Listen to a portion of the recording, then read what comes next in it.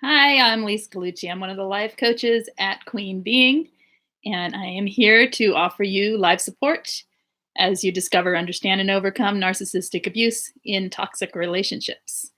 Hello, I see Soccer Mom is hi, Soccer Mom. Um, Today is Thankfulness Thursday. Angie started it this morning, and I'm continuing it this afternoon, evening, and hoping that you all have had a chance to feel, experience, and pay attention to gratitude in your life. And if not, then there's always time to do it now. I think the best time, honestly, for a gratitude list is right before bed. You can do a list before bed and then read it again in the morning, and it can both set the tone for your sleep and set the tone for your day the next morning. So there is that thankfulness tip for the day.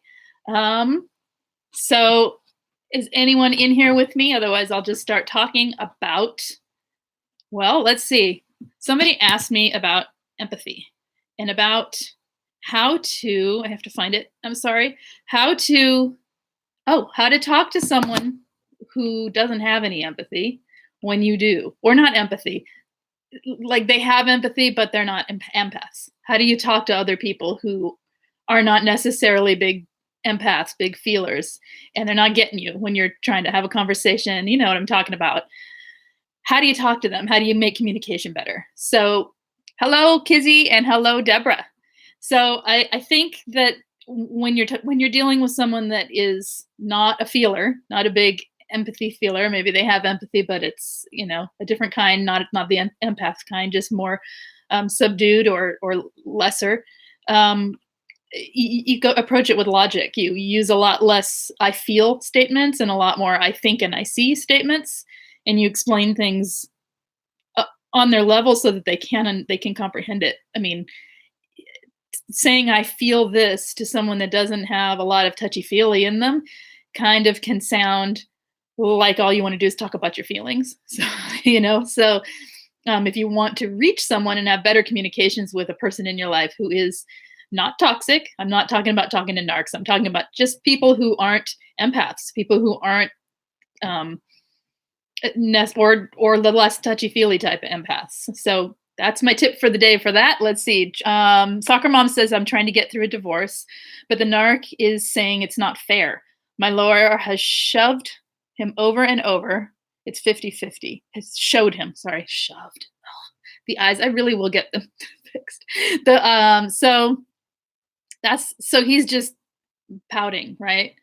He's pouting that he's not getting his way because he wants 99.1, right? You get the 1%, and that would be the bills that you're left with, right? That's what he's wanting. He thinks it's a game. Any tips on getting through this? Soccer Mom says. Um, what part do you need tips with getting through? Because what I'm reading that you're struggling with dealing with him, but what part's affecting you the most? Hi, James. Hi, James. He knows what I mean. um, how are you? How are you today? Any questions? Anybody else have questions as well? Just keep asking and I will keep reading and replying. If you let me know what part is affecting you the most and what you're asking to get through. James is sleepy. I am too. Didn't sleep well. So I'm sorry you're sleepy. It's the end of your day, I think, though, right? You're onto better things like rest and sleep. Um, so trying to get through the divorce and the narc is saying it's not fair. Okay. Well, I think if you're trying to get the narcissist to understand that 50-50 is fair, you can give that up because they're not going to. They're going to fight you like all the way with this. So letting go of having them understand, comprehend you, any kind of agreement, being okay with them being upset about it, being okay with them being angry. That's just kind of dealing with a narcissistic person during any kind of conflict or battle, as it may be when you go to court, because they are only going to want to see it their way. They're not going to see it other people's way, and they're not going to see the fairness of it no matter how you explain it to them. They will always think people are trying to one up them or trying to pull something over on them. They're kind of paranoid like that. So he keeps changing the outcome when we get close to being over. Yep, yeah, delaying, slowing it down, changing the playing field, so to speak. Yeah. Um, my advice is actually to you to really, really, really get some self care going, because this is not a fun thing to deal with, and this is exactly what they do. Um, Giving your attorney the most succinct and accurate and concise information that you can, do exactly what they say, so that they have the tools that they need to help go after this person. Um, well, let's see. Deborah's saying there is only one way with them, their way. Exactly. There is only one way with them, and it's their way. And they do this thing where they are constantly changing what's being said and constantly changing the terms. He keeps changing his mind to keep it going. Right. Exactly. That is exactly what they do. Um, I think, unfortunately, most of us have to play it through. It's I don't know a lot on the legal end what you can do, because it's not my specialty, but um, you can take care of yourself to keep yourself calm. When you're reactive, it gets a rise out of them. When you know them better than anyone would. So you know what kinds of things subdue them and what kind of things get a rise out of them. Don't do the things that get a rise out of them, even if it means playing nice in a way. You know what I mean? It's sort of like when you have a narcissistic boss, how you kind of have to play nice until you get what you need out of them. You can't, if you disturb it too much, they'll just keep pushing. And the thing is, this is costing you time and money and stress.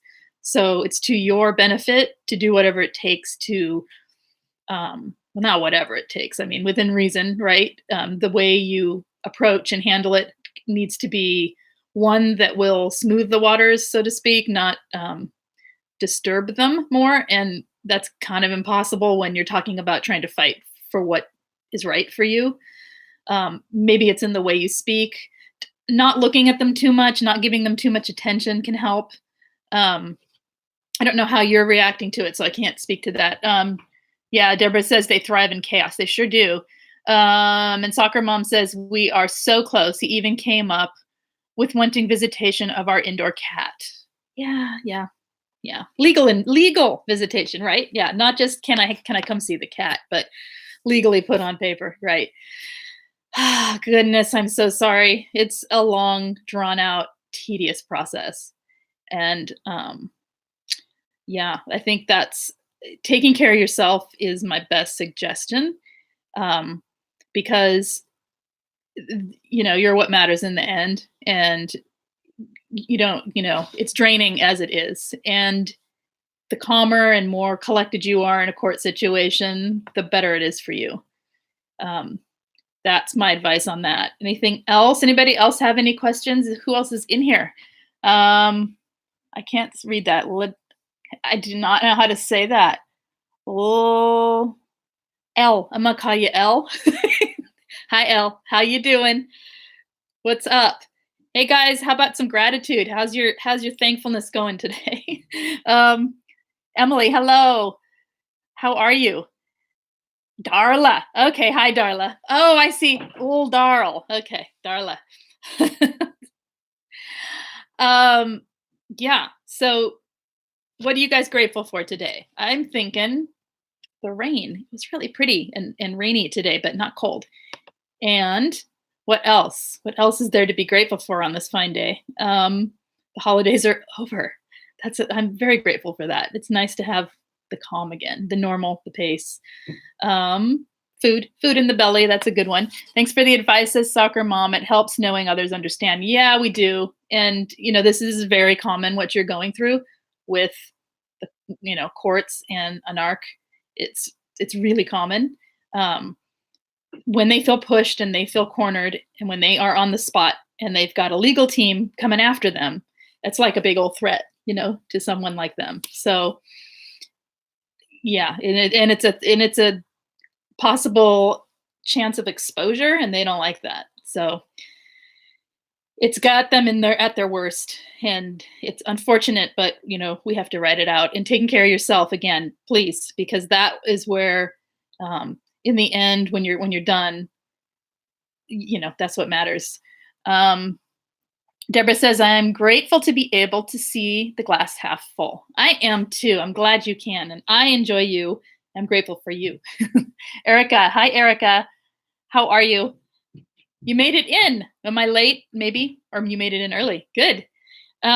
What else is going on, you guys? Hit me up with some questions or topics, and I will just keep talking. Anything going on? Darla, hi. Another Darla. Darla and Darla. Hello. And for you. Thank you, Deborah. I'm grateful for all of you. Actually, I appreciate when you come into the live stream and chat with me. So chat, give me some chat. You guys are quiet tonight. That's okay. But I may get quiet too, because again, really sleepy. So what was I talking about before? Gratitude. Gratitude. What else I got? How many did I have? 4? I got more to go. Oh, you know what I'm grateful for? I'm going to show you. Pinchy koalas.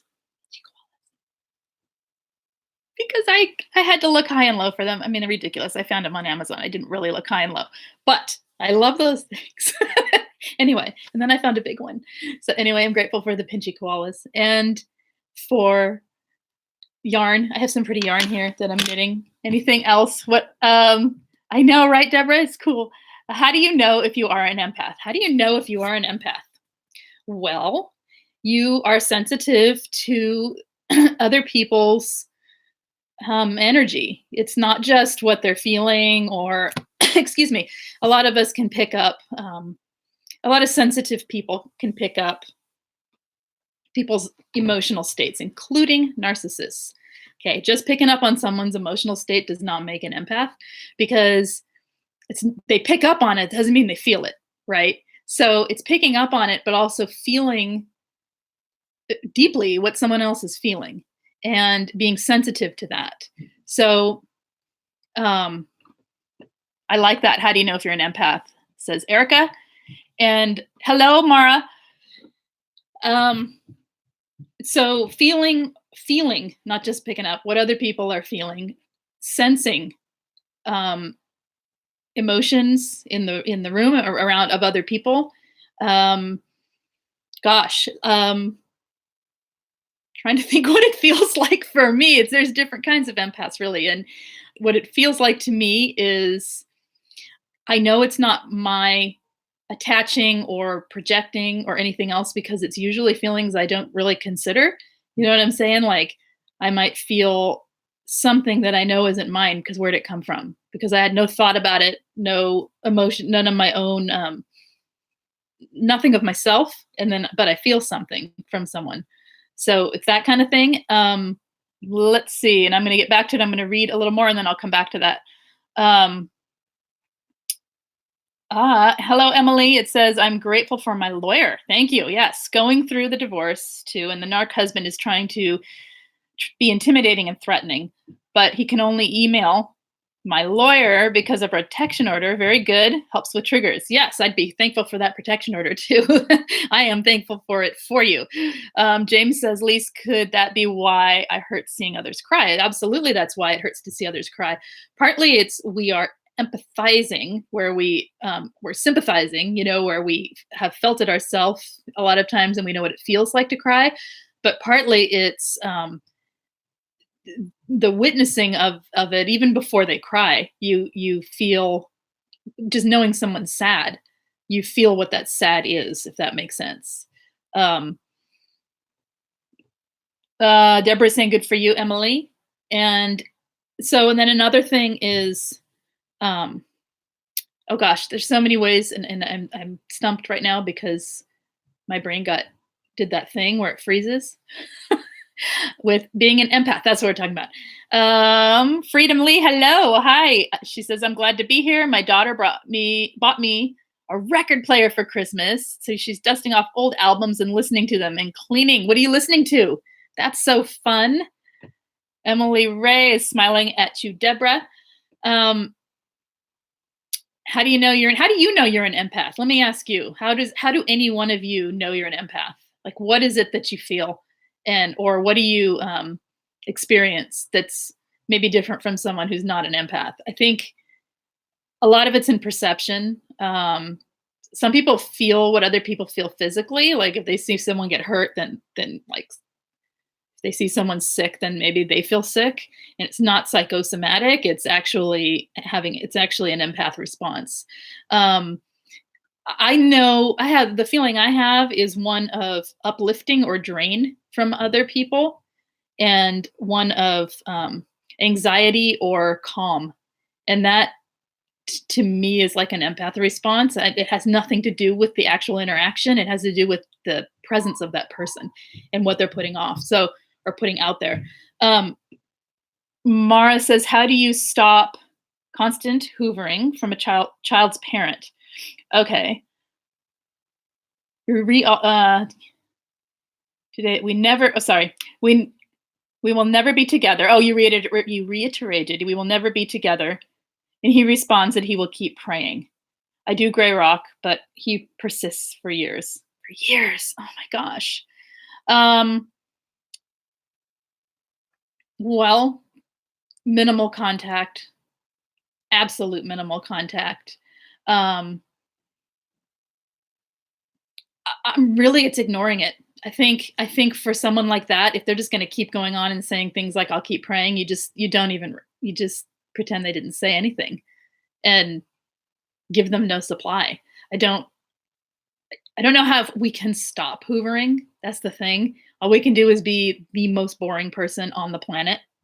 Um, there are people who say things like, just look horrible all the time when you're around them. Don't show your best, basically. Don't dangle anything lovely in front of them. There are people who dislike that greatly because they feel like that's giving in to um, putting yourself down in front of a narcissist. It just depends how you want to play it. I think it can be useful to completely, basically drab down, just be gray rock in all fronts.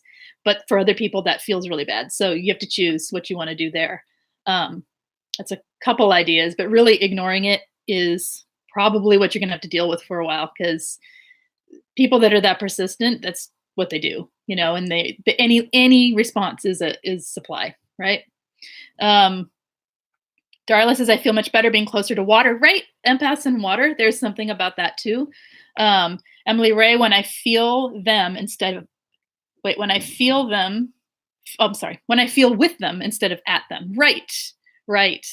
So you're not feeling your own feelings at them. You're feeling as they're speaking or as they're feeling with them. That makes sense. Right. Jay Naylor, hello, Lisa. They say why would someone punish someone for being nice and empathic and still treat others so well? Jekyll Hyde. How sick is that? You're talking about a narc? Why would they do that? That's what they do. And the people they treat terribly are the ones closest to them, right?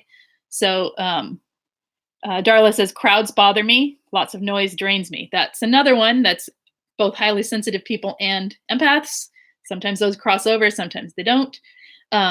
Crowds are very difficult, even for extroverted empaths. They can be difficult. Maybe they like it a little bit, but then completely get drained. And noise is draining. Bright lights, fluorescent lights. I've even heard freeways, things like that, because of the amount of people and the amount of stress people are under when they're in those places. Like being at the mall, people are stressed and hurried and walking, and so it's horrible. And plus the lights, and plus it's the mall. Mara says he is predatory, is the best way I can describe it. Right. Right. And you were talking about him constantly hoovering. Yeah. What happens if you ignore him, and how, if you just ignore him, he'll just do it again and do it again? Is that what's going on? Deborah says, I love being near the water all my life. Yeah, see, it's something about water, like the ocean. It's the best, right? Mara says, water. Yes, I took water Zumba class today. Ooh, fun. And I felt good to be in the water, the dream of living by the beach, right? I know. Erica, America, you're saying I can't reconcile that narcs are so cold yet so sensitive. Can you speak on that? Yes. Sensitive meaning they pick up on things. They have the same kind of feelers, the same antenna, because they're out there looking for supply, and they're looking for reactions. They're looking to feed back into themselves. Different from the antenna that we talk about, where we're out there just feeling, right? And there's no means to an end for it. It's just feeling. So that sensitivity comes in there. They know how to behave sensitively and say the right things because they've been taught to. They've been taught that if they say one thing, it gets a certain response, and that response gets them the supply they need back. Is that what you're asking, Erica? Emily Ray, what's the difference between highly sensitive and empathy? I actually need to look it up. I don't have a clear definition of the difference. I think I would have to actually research that a bit. And it's a good question. Um, I think highly sensitive people have empathy usually. I think, yeah, I'm gonna have to look it up. I'm not even gonna go there because I don't know how to answer that. I don't like malls either, Deborah. They're awful. Mara says, I feel like if I get into a relationship, I'd have to warn the new person about the ex. Yeah, the last guy I dated, also a narc, got his car window smashed by him. Oh boy. Yeah, and that, when you come to that time, that may be the case. And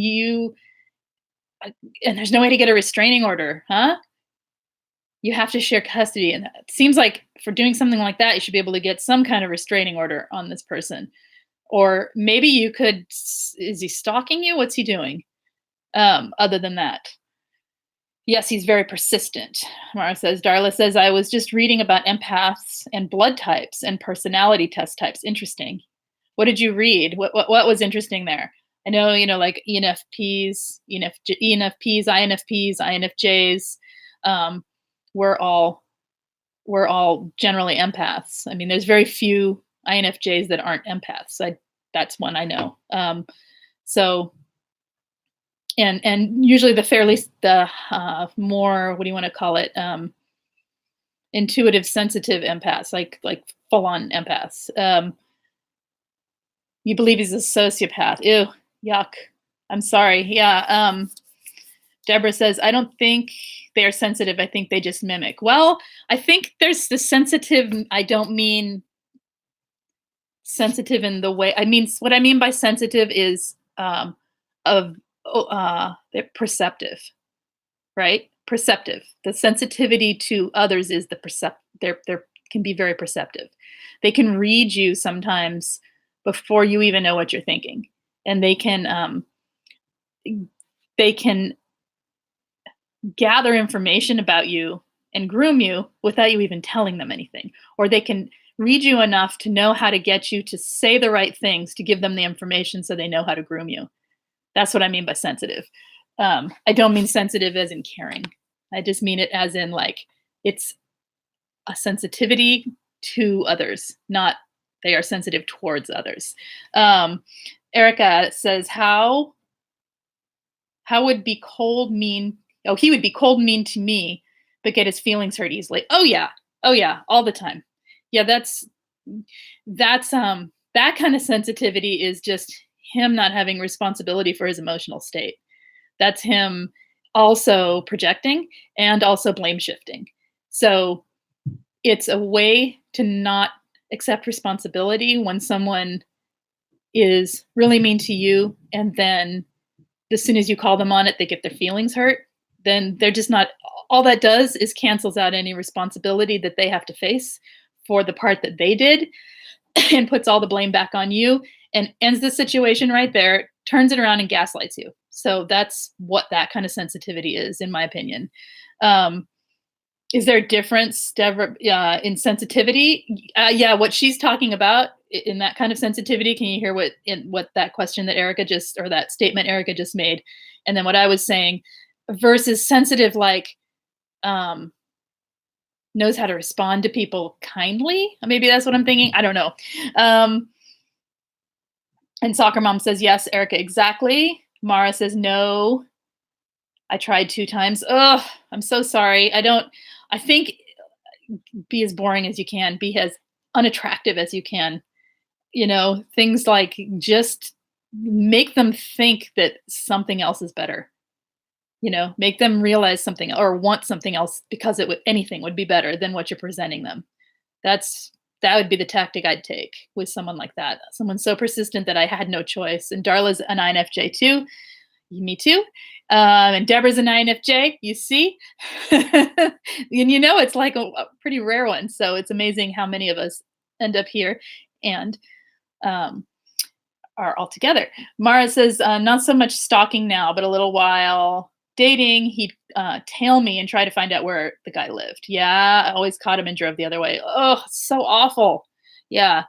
Again, boring, be unattractive toward him, to him, in front of him.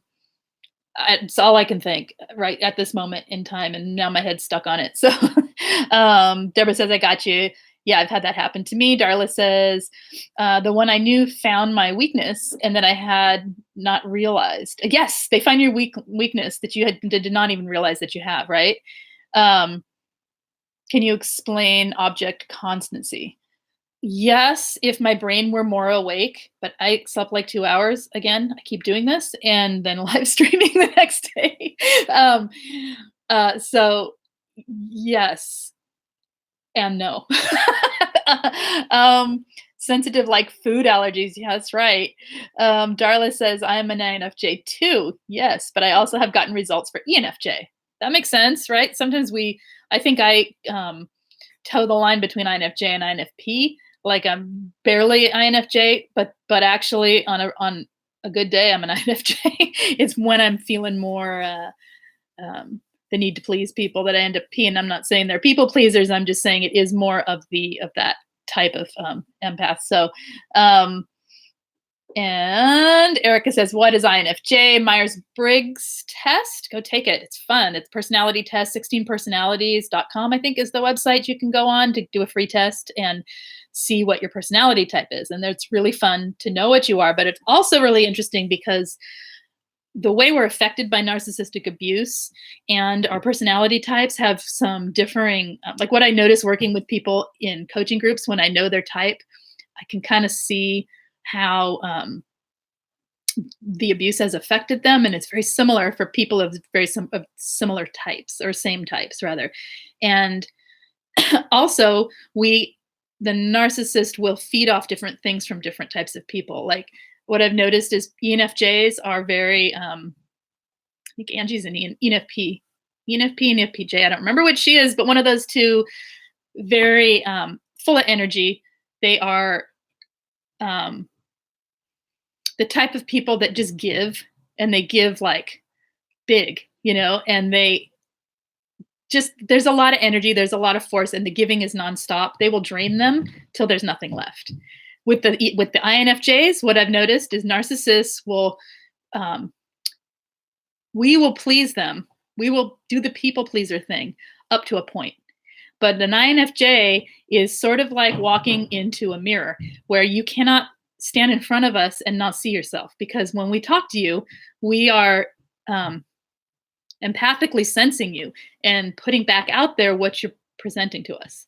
So when you do that to a narc, it freaks them out and they get pissed off and they don't like it. And so there's a whole different kinds of arguments that start to happen and fights that start to happen of the stuff you're talking about there, of suddenly turning it to I'm hurt, I'm so hurt. Yep. That's because they don't want to see themselves. And you're the type of person, possibly, that people have to see themselves in front of, because that's how you are. So what else do we have going on here? Let's see. Mara says, Erica, it's Myers-Briggs personality test, and you can Google it and take it. Okay, thanks, Mara. And Darla says, that is why we pick up their traits too. Yes, it is. That's partially why. It's partially just this human nature to mirror your partner. We don't know most of the time that they're toxic until the end, right? And even if we know for a long time, it's still really difficult not to pick up traits from someone you're proximity-wise close to, and especially when you are trauma bonded and you are emotionally close. Hello. What I cannot read. Hi. I can't read what it says. Something too digital. I don't know what your name says right now. H1 Anna. Anna 2? Is it Anna? Can I call you Anna? Or H? Hello and welcome. Any questions that you have, please ask away. I'm just talking about personality types and narcissists and gratefulness. And oh, hi, Anna. It's nice to have you here talking about all kinds of things. So Where was I? Hit me up with some more, guys. I've lost my train of thought. Any more questions tonight? I'm going to be on for probably 15 more minutes, and then that's it for tonight. On to the next thing. We have group tonight and 6 o'clock, so I have to get to that. So 6 o'clock my time. What else? What else, you guys? Anything? Still trying to think of how to, with Mara, with your situation, like how to stop that kind of hoovering. It's just so hard because they are so persistent, and if you can't get a restraining order, I mean, obviously doing anything you can to protect yourself, and obviously anything you can to document any crazy behavior, right? You're probably already doing that, but putting it out there. Erica says, why does narc abuse trigger extreme anger in the victim? Well, it's infuriatingly unfair. It is the most unfair feeling in the world to be basically to be told what you're feeling isn't real, and what your experience of the situation didn't happen. Nothing is more infuriating than the gaslighting and the projecting, and the experience of that. Obviously it feels like an injustice, right? And there is nothing you can do to have your side heard. So yeah, it's completely angering. And also, oops, sorry, got blurry. Also, James is an INFPT. It's that, once you come out of it and you realize you were stuck in it, it's infuriating to think you got stuck there, right? I mean, there's all kinds of reasons why it's so angering. And I love that you're asking so many questions. Thank you, Erica. Emily says, why does my narc not realize that his emails to my lawyer make him look bad? Are their egos really that big? They really are. They really are that big. That's really all they are. They don't apparently have a core personality. They have a multitude of half personalities woven together. So yeah, it's all ego. How do you stop ruminating on past abuse?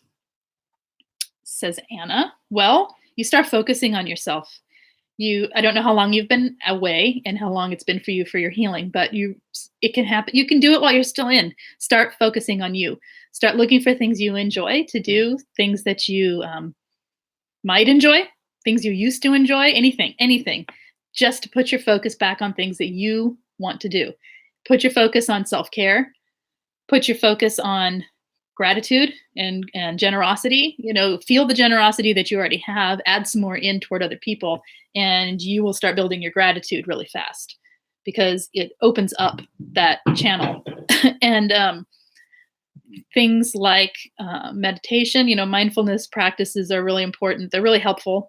Anything that you can do to get the care onto yourself and the attention off of the thoughts of that other person. You can do things to pattern interrupt so that you don't constantly think about them. Have something you tell yourself to make yourself stop, and have things laid out and ready to do instead. Sometimes it is just setting a time limit on it. I'm going to be done thinking about this in 2 minutes. And that's it. I'm not going to think about it until tomorrow. That's it. And when it comes up, you just keep stopping it.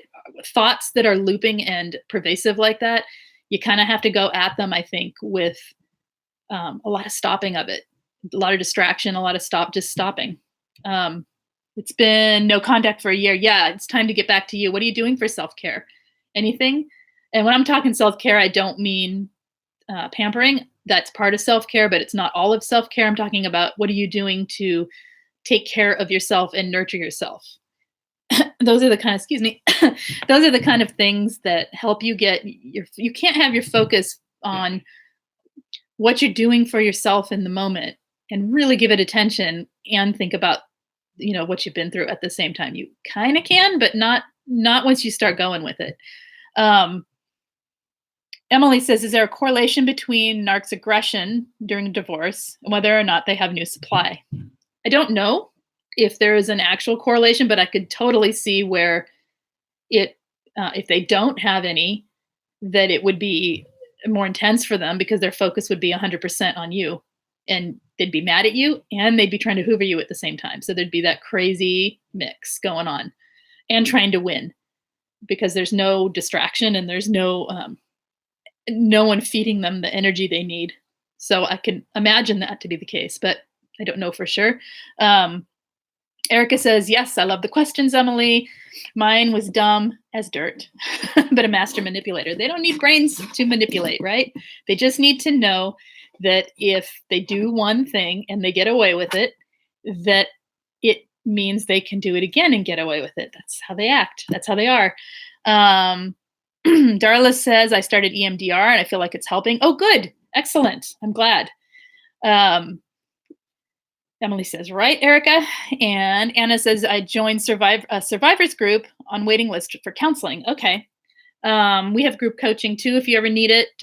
The self-care group would be really great for you, possibly. It's on Tuesdays. I coach it, and it's 15 a week. So it's like, I think 75. I do 5-week chunks for that one. Anyway, enough advertising for that.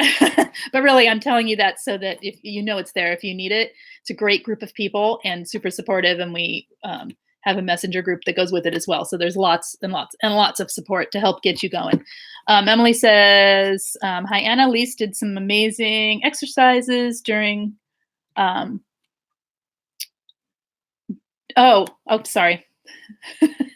She says, Lise did some amazing exercises with me during one-on-one coaching. Highly recommended. Yeah. Didn't we? Yeah, that was fun. And I say fun, I'm sorry, it's fun. But I think healing is fun. I do. I think that taking charge of your life and taking your power back is fun. I'm sorry. I can't help it. I'm actually not sorry. Erica says, I highly recommend Lisa's groups. Thank you. Thank you, guys. I appreciate you all being in there. And I am glad it's there to help people. Let's see. Hi, Jonna. Yes, I second that recommendation. Thank you. I appreciate it. Let's see. Emily says it was fun. It was fun, right? You're incredibly understanding and helpful. Thank you. You are incredibly open and willing to help yourself. That's what I appreciate. That I think that so Anna, when you are asking this question, ask yourself, am I ready? Am I ready to take myself back? That's when it starts to happen. When you start to realize that it's active healing, it's not a passive thing that you just sit there and wait for these feelings to go away and these thoughts to go away. Some people are lucky and that happens, and good for them. But for most of us, that's not going to happen. We have to actively participate in our own healing. And when we're ready to make the change, and I'm not saying that people who are struggling aren't ready. They are totally ready. What I'm saying is that that's when a lot of us can, it's sort of like an attitude shift in your own head that you're going to do this, right? It's determination. And so find that peace for yourself that, through self-care and finding your worth, all of that, that's where the changes happen. So keep going. And Deborah says the groups have been helpful for her also. Good. I'm glad. I think it's a supportive and lovely place for people to help support each other too. So, and Anna says, yes, I agree. I hope I said that right. I didn't mean that people who, you know what I meant. Right. Jonna says you have to let go of a lot of things. I think that is the hardest part. You really do. In all of this, there's so much change. There's so much letting go of so many things in so many ways you thought were who you are, and really were just program beliefs.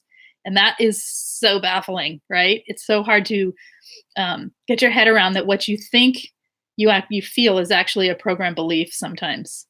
And yeah, Mara says, I gotta go. Daughter's back. Good night. Good night, Mara. Thank you. I hope that they leave you alone. I really do. Not your daughter, the narc. Emily says, amen. Taking ourselves back is the best. It sucks what they've done. It sure does. But this healing journey brought out the strongest parts of self. It does bring out the strongest parts of you. Absolutely. Anything else here? Oh, and Anna says, I'm learning self-esteem. Good. And cognitive dissonance affects self-esteem. It sure does. The whole thing affects your self-esteem. It affects even knowing who you are. I keep making my camera blurry. Sorry. Knowing who you are and Right. That all affects your self-worth and your self-esteem. Working on boundaries can help your self-esteem. Working on, well, really any direction you want to take, you're going to boost your self-esteem. So, Freedom says the group support really helps with letting us know we aren't alone. It sure does. Yeah. I mean, this is hopefully helpful as well for people. Um, Erica says, what makes a narc block you? Just generally speaking, seemed random with mine. Really? They blocked you randomly. So that's like silent treatment then. If they're doing it randomly and they're not doing it to discard, then they're doing it as a devalue, and it's a silent treatment punishment for whatever reason they feel like they need to punish you in the moment. That's what it sounds like. They're using it like the same way you might, if you're in the same room, them just turning away and not looking at you, right? Um, Deborah says, yes, this is helpful also. And Soccer Mom says, yes, when I bring up his faults. When he blocks you. Okay, he blocks you when you bring up his faults. Oh, of course. Yeah, you don't want to, they don't want to hear what's theirs to take care of. No, they want it to be all you. That's the problem. So, unfortunately, that's just how what we live with when we're around them. And Erica says, okay, that makes sense. Yeah, I mean, I can't think of another reason. I mean, I'm sure there's other reasons to block randomly. I mean, it could be also if they've got new supply, it could be all kinds of things, or something else they're sneaking. And they're blocking you to make it look like you're the one who did something wrong. They just, Deborah said mine did the silent thing. Well, he said it when he said that you hurt his feelings. Right. Yeah. Oh, yeah. Yeah. Because, and usually, why did you hurt their feelings? Usually it's because you have said something that to the effect of, it really hurts me when you, or, I don't like that you did that. It really hurt me. Or it's when you talk about how you're hurt, right? You talk about how you're hurt or something they did affected you. And suddenly you have affected calling him on his shit. Right. Exactly. You call him on it and there it goes. Right. Yep. They guilt trip, Susanna. They sure do guilt trip. Yeah. And that's exactly what that is. It's a guilt trip and it's the silence. So when they silent treatment you like that, what they're doing is they're stonewalling you so that they don't have to respond or even reply to the initial thing that they did wrong. It's just completely glossing over any issues that they have and slamming the door. So then it all becomes about how freaked out and crazy you act after they have given you the silent treatment. And then you're the crazy one, right? So Erica says, oh, that's true. When I said the truth, he'd block me. Yep, exactly. Yeah. I get it now, says Deborah. Yeah, it's a it's a crazy game. It's a crazy game. It could be so simple, but no, it's not that simple. That's not simple at all with them. Okay, I need to go in about, I don't know, 3 to 5 minutes. Have you ever heard the term narcissistic mortification? No, I haven't. What is this? What is this term? Tell me. Anything else tonight? Any more gratitude you want to share? You guys do your gratitude list before bed. Read them in the morning. It helps you sleep. It helps you wake up in a happier mood. It really does set the tone if you do it enough times. Don't forget to include 3 things you love about yourself because you are important and you are why we're here, right? You're welcome, Deborah. Deborah says thank you. And again, I like doing them at bedtime, the gratitude list, because it gives you a chance to look at it again the next day. And to begin the day, you can add more the next day, it doesn't matter, but you at least have 10 things right there in front of you. And Jay Naylor says it's when the narc is so injured and embarrassed that they are willing to destroy you and themselves. Oh, I've not heard it in that term, but yeah, isn't that also, what do they call it? Oh gosh, brain frozen. Another term. I'm thankful for you in span. I'm thankful for you too, Erica. Injured, right? Narcissistic injury. Yes, I've heard of it as narcissistic injury. Thank you. Yes, and that I think is what we were talking about earlier with the court. Why they keep pushing and they'll go. They don't care if they are making themselves look stupid in these emails and in these responses because the narcissistic injury makes them need to destroy everything. They don't care if they get destroyed in the process. Emily, I'm grateful for you too. Anybody else have a question? I have a couple more minutes. Otherwise, I'm going to head out. They'll cut their nose off to spite their face. They sure will. They sure will. And when they're, yeah, that's, it's like they have no brakes. Exactly. They don't have a way to stop. They just keep going until they self-destruct, really. Well, they bring people down with them. It's no fun. Yeah, I had lost my train of thought. I was going to say something else, but that's it. Okay, I'm going to have to go and take care of stuff here before the group tonight. So I will talk to you guys later. I'm going to try and make it a promise here. Not a promise, a hope, a wish. 3 live streams a week in the evenings this time. Don't know the days yet. I'll let you know when I do it, and I will. So subscribe, you guys. If you subscribe, you'll get the notifications. You're welcome, Darla. And yeah, so I'm going to try and do 3 a week, regular thing. So let's get this going, right? Okay. You guys have a good night and take care. And I am thankful for all of you. Good night. Bye-bye. I can never see the ending thing though without moving this. I'll set this up better again. There we go. Bye-bye.